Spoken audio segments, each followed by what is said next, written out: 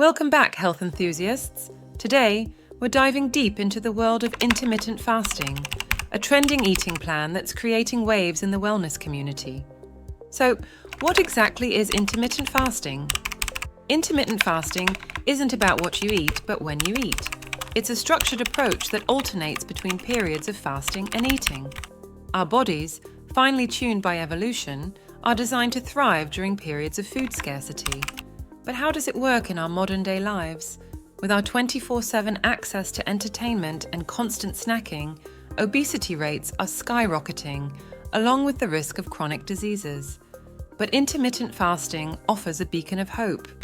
When we fast, our bodies switch from burning sugar to burning fat for fuel. This metabolic switch not only aids in weight management, but also comes with a host of other benefits. There are various intermittent fasting plans to choose from, like the 16/8 method or the 5-2 approach. But remember, it's essential to consult with your doctor before diving in. And when it comes to eating, quality matters.